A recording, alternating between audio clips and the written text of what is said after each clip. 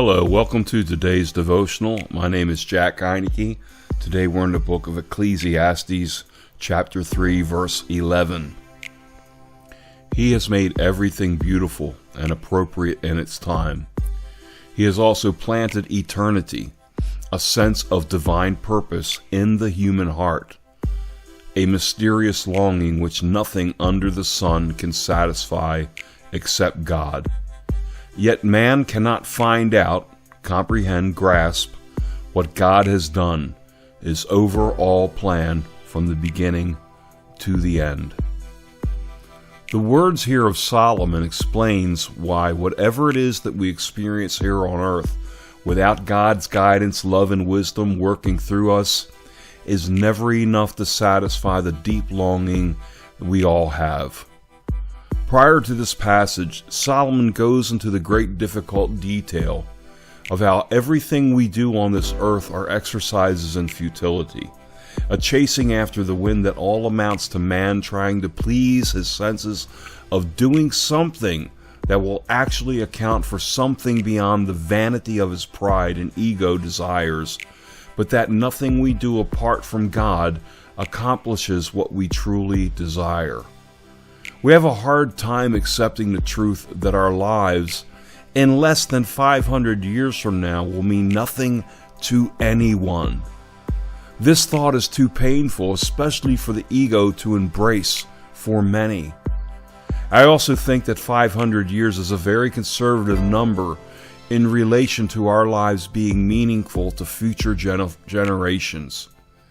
Unless we become famous or infamous, our efforts, our works here will have little to no impact on future generations beyond our own offspring and their offspring. That is, every work we've accomplished outside of God working through us.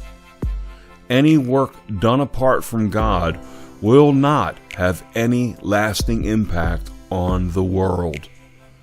I heard a preacher once say what I just mentioned earlier, that no one will remember you or know you in 500 years. Who do we remember from 500 years ago?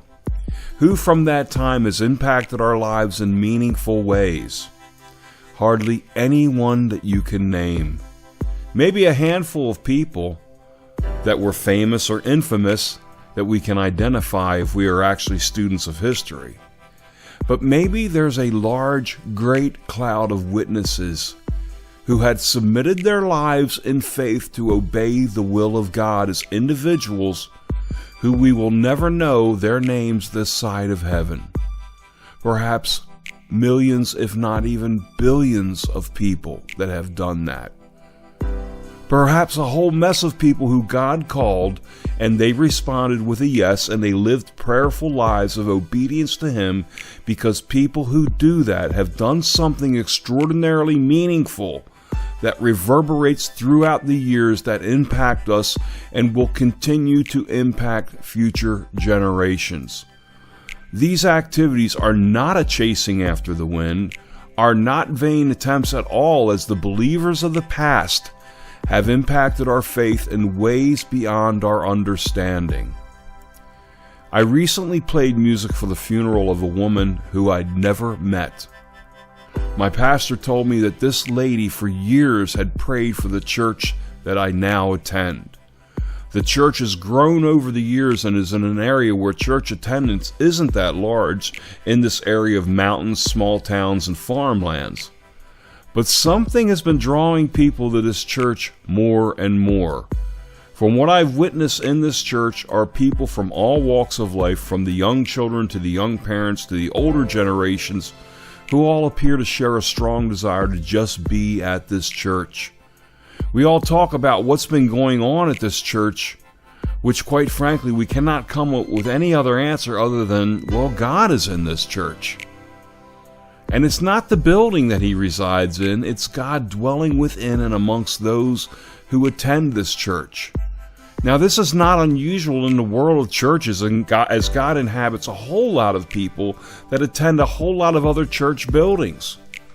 But for myself, His presence there has been profound and unmistakable, as God has been continually challenging me in my walk with Him through the various teachings there, and He has literally been slamming me with an urgency to be obedient and to do the work that He has created for me, has called me to do.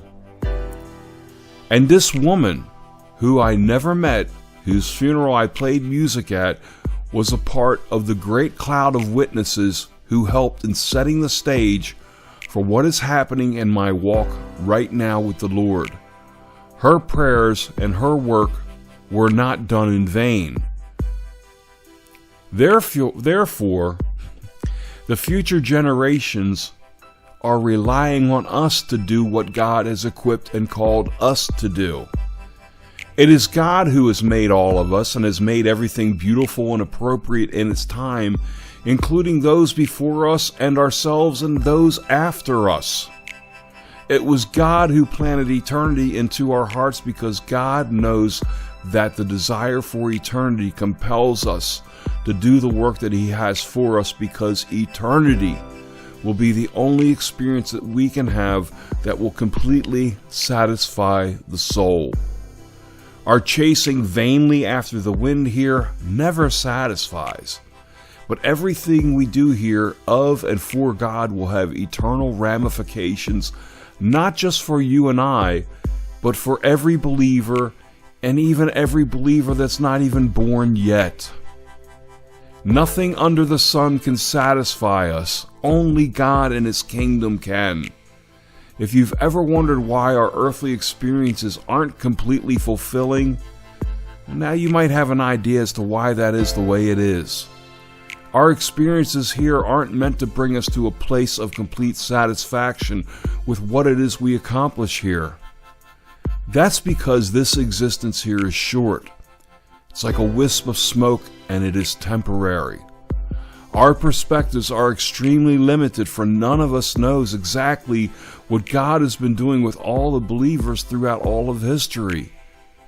But we do know that God dwells in a place called God's kingdom, or heaven, and that is an eternal existence, which is radically different from our current existence.